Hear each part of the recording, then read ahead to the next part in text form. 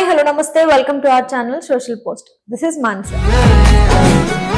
ఈరోజు మన ముందున్నటువంటి గెస్ట్ పివి రజనీరమ గారు, పబ్లిక్ స్పీకర్. నమస్తే మేడం. నమస్తే అమ్మ.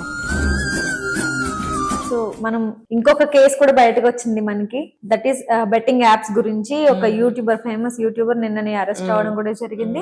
ఒక్కొక్కరు పుట్టలో నుంచి బయటకు వస్తున్నట్టు అలా వస్తూనే ఉన్నారు బెట్టింగ్ యాప్స్ ప్రమోట్ చేస్తున్న వాళ్ళు. సో అసలు వాళ్ళు బెట్టింగ్ యాప్స్ ఎందుకు ప్రమోట్ చేస్తున్నారు, ఆ యాప్స్ వాళ్ళు కూడా అసలు బెట్టింగ్స్ ప్రమోట్ చేయమని వీళ్ళకే ఎందుకు ఇచ్చి మోటివేట్ చేస్తున్నారు, యూత్ ని ఒక పక్కదారి పట్టించేస్తున్నారు కదా మేడం.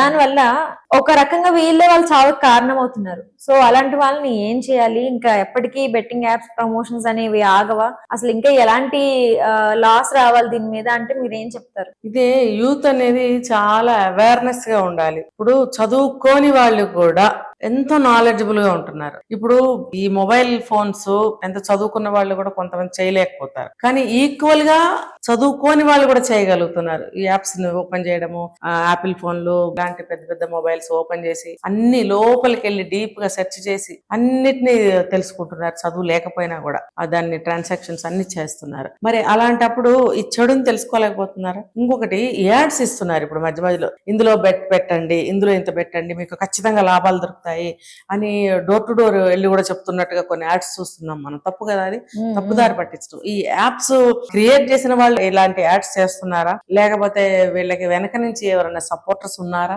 అనేది నాకు ఒక డౌట్ వచ్చింది. ఇప్పుడు ఎలా చూడండి, ఒక మేల్ పర్సన్ వచ్చి ఇంటి డోర్ కొట్టి ఒక అమ్మాయికి, ఒక ఫిమేల్ పర్సన్ కి వీటి గురించి చెప్తుంటే, అవునా నాకు తెలియలేదు, నేను ఈ రోజు నుంచే నేను పెడతాను, ఇప్పటి నుంచే పెడతాను అంటే అది ఎలా ఉంది చెప్పండి.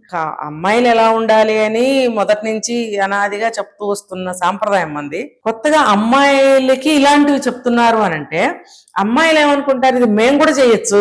ఇప్పుడు అంతే కదా, ఇది అమ్మాయిలు చేయొచ్చు, ఇది అబ్బాయిలు చేయొచ్చు అనేది అయిపోయింది. ఇది అబ్బాయిలు చేయొచ్చా రజనీరమ గారు అని వెంటనే అనుకుంటారు వ్యూవర్స్. నేను అలా అనట్లేదు. ఇప్పుడు ఈ యాడ్ గురించే నేను మాట్లాడుతున్నాను. ఇప్పుడు ఒక నేరం అబ్బాయి చేయొచ్చా? లేదు కదా. ఇది కూడా అలాంటిది. ఒక తప్పు అబ్బాయి చేయొచ్చా, మరి అమ్మాయి చేయకూడదు, అబ్బాయి చేయొచ్చా అనేది ఎక్కడా లేదు. ఏదైనా సరే ఆడవాళ్ళు చేయకూడదు, మగవాళ్ళు చేయకూడదు. తప్పు అన్నప్పుడు ఎవరు చేయకూడదు, ఆడ చేయకూడదు, మగ చేయకూడదు, పిల్లలు చేయకూడదు, ఎవరు చేయకూడదు తప్పన్న తర్వాత. మరి అలాంటప్పుడు పర్టికులర్ గా ఆడపిల్లల్ని కూడా చెడగొడుతున్నారుగా వీళ్ళు. అక్కడ ఎంతో మర్యాదగా, గౌరవంగా, అందంగా, హుందాగా, పవిత్రంగా ఉండవలసిన ఒక స్త్రీ పాత్రని ఎలా రోడ్డు మీదకి ఈడుస్తున్నారు అనేది నాకు ఈ యాప్ ద్వారా బాగా తెలిసింది. అరే నువ్వు డోర్ కొట్టి ఒక అమ్మాయిని బయటకు పిలిచి యాప్స్ గురించి, నువ్వు అడ్వర్టైజ్మెంట్ గురించి చెప్తున్నావు, ఇందులో పెట్టండి అని. మరి ఎవరు చెడగొడుతున్నారు? సరే చెడగొడుతున్నారు, నువ్వు చదువుకున్న అమ్మాయివి, అతను వచ్చి ఏం చెప్తున్నాడో నీకు అర్థం అవుతుంది. అరే నేను అందులో పెట్టి లాస్ పోయాను, ఇందులో పెడితే లాభం వస్తుందా, నేను ఇవాళ ఇందులో పెడతాను అనటం అనేది ఎవరు తప్పు? నీ తప్పే. యాజ్ అన్ ఎడ్యుకేటెడ్ నీకు తెలీదా? ఇప్పుడు నువ్వు ఏదో జాబ్ చేస్తున్నావు, పేరెంట్స్ దగ్గర ఉంటున్నావు, అన్ని బాగున్నాయి, ఎటువంటి లోటు లేదు, వీటి ద్వారా డబ్బు సంపాదించాలన్న దరిద్ర బుద్ధి ఏంటి నీకు? నీచపు బుద్ధి ఏంటి? తప్పుడు మార్గంలో డబ్బు సంపాదించాలన్న చెడు బుద్ధి ఏంటి నీకు? నీకు ఫ్యామిలీ మంచి ఫ్యామిలీ, తల్లిదండ్రులు మంచి పద్ధతిలో ఉన్నారు, నీ బుద్ధి ఎందుకు రోడ్డు పట్టింది అని అంటే ఈజీ మనీ, ఎలా డబ్బు ఏమి కష్టపడకుండా ఆన్లైన్ లో కూర్చొని సంపాదించాలి. ఇలాంటి యాప్స్ ని క్రియేట్ చేయడమే తప్పు, వాటిని ప్రమోట్ చేయడం ఇంకా తప్పు. ఇంకా ఒక మీరు చెప్పారు, ఒక అతను ఇందులో ఇరుక్కున్నాడు, జైలు శిక్ష పడింది అని. అతని గురించి కూడా మనం దాయాల్సిన అవసరం ఏమీ లేదు. అతను అందరికి తెలిసిన పర్సనే. నేను చూసి అతనిది లోకల్ బాయ్ నాని కదా పేరు, లోకల్ బాయ్ నాని, నిన్న సన్నీ యాదవ్ కూడా.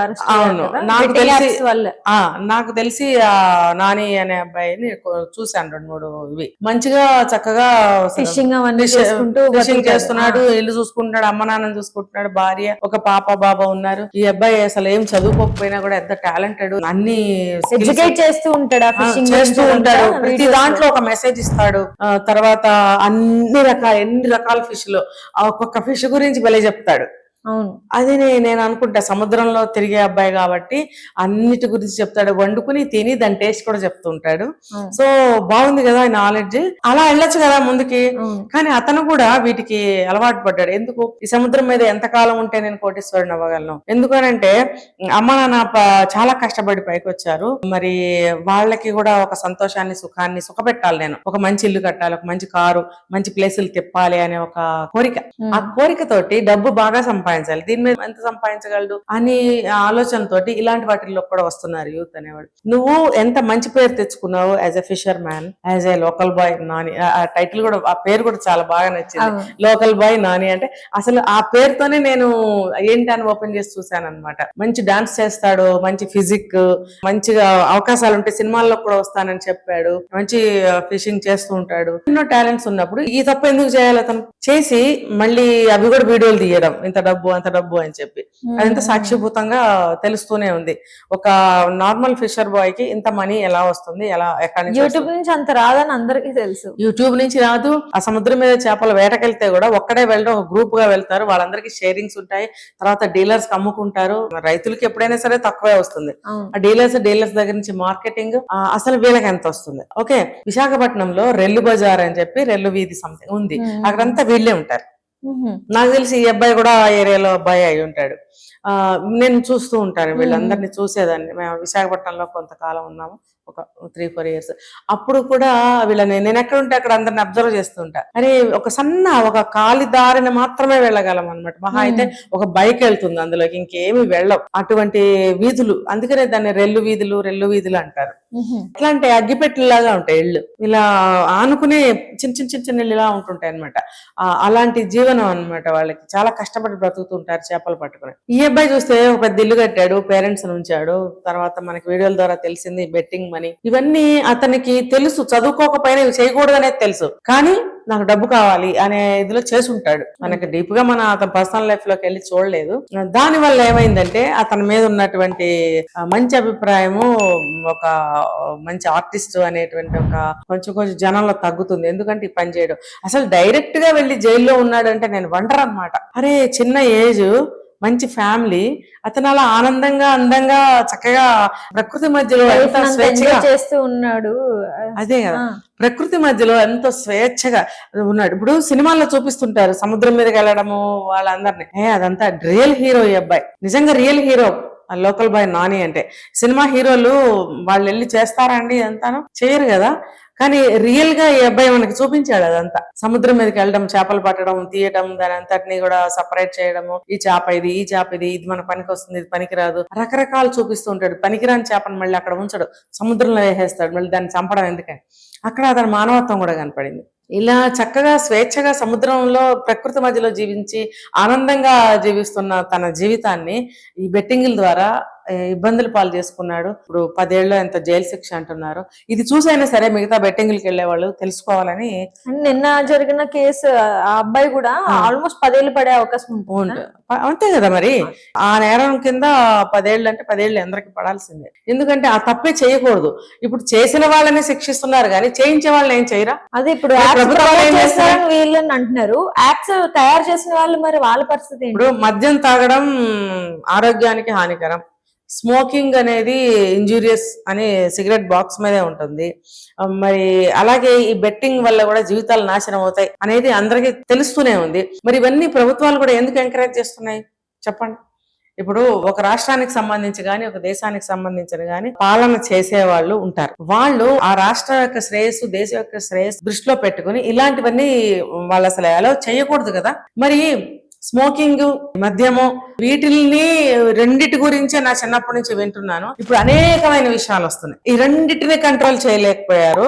మరి ఇవి కొత్తవన్నీ వస్తున్నాయి, యాడ్ చేసుకుంటున్నారు. ఎందుకు యాడ్ చేసుకుంటున్నారు గవర్నమెంట్ లోకి, ఐ మీన్ మన ప్రజల్లోకి అని అంటే ఎవరి అనుమతి లేదే ప్రజల్లోకి రావు ఏవి కూడా. అసలు ఇలాంటి యాప్స్ ని ఎందుకు ప్రమోట్ చేస్తున్నారు? మనకి తగవవి. మన భారతదేశంలో ఇలాంటివి తగవు. ప్రతి ఒక్కళ్ళని కదపండి, మన దేశం గురించి, గొప్పతనం గురించి చెప్పేవాళ్లే. మన దేశం యొక్క గొప్పతనాన్ని ఎటు తీసుకెళ్తున్నామని కూడా ప్రతి ఒక్కళ్ళు ఆలోచించాలి. దీనికి ముఖ్య కారణం మన ప్రభుత్వాలు. ప్రభుత్వం దగ్గర నుంచి ఎప్పుడైతే ఆంక్షలు వస్తాయో, వాటిని అడ్డుకుంటాయో, అప్పుడు ప్రజలు చెయ్యరు. ఇప్పుడు ఇది లేదు అంటే వాళ్ళు ఏం చేస్తారు? దాన్ని తీసేస్తే వాళ్ళు ఏం చేస్తారు? అవి ఉన్నాయి కాబట్టి వాళ్ళు చేస్తున్నారు. కాబట్టి చేసే వాళ్ళది తప్పు కాదు. ఒక రకంగా చేసే వాళ్ళ తప్పు కాదు, ఇంకో రకంగా చేసే వాళ్ళది కూడా తప్పే. కానీ ఎదురుగుండా ఇష్టమైన పదార్థం పెట్టి తినొద్దంటే ఎవరు ఊరుకోరు. ఇలాంటి అట్రాక్షన్స్ అన్ని సమాజంలో మీరు ఊరిస్తూ ఉంటే యూత్ అనే వాళ్ళు అట్రాక్ట్ అవ్వరా? ఇప్పుడు కష్టపడకుండా డబ్బు సంపాదించాలి, మా తల్లిదండ్రులు ఎంతో కష్టపడ్డారు, వాళ్ళని సుఖపెట్టాలి అని ఇలా చేస్తున్నారు. అబ్బాయిలు, అమ్మాయిలు, యూత్ మీకు చెప్తున్నాను, తల్లిదండ్రులు కష్టపడ్డారని చెప్పి రక్తపు కూడుని పాపిష్టి కూడుని తల్లిదండ్రులకి పెట్టకండి, దానికంటే ఇంత విషయం వచ్చి చంపేయండి, ఆనందంగా చచ్చిపోతారు తల్లిదండ్రులు. అందులో నేను ఉన్న ఒక తల్లిని. అలాంటి ఆనందాన్ని ఏ తల్లి తండ్రి కోరుకోరు.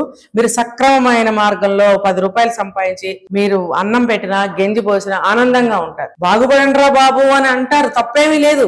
బాగుపడండి అంటే ఇలా సంపాదిస్తే బాగుపడటం కాదు కదా. ఇలా సంపాదించి మేము బాగుపడుతున్నాం మీరే బాగుపడమంటారు అని మాత్రం అనకండి. ఇలా సంపాదించిన దారి బాగుపడటం కాదది, చెడిపోవడమే.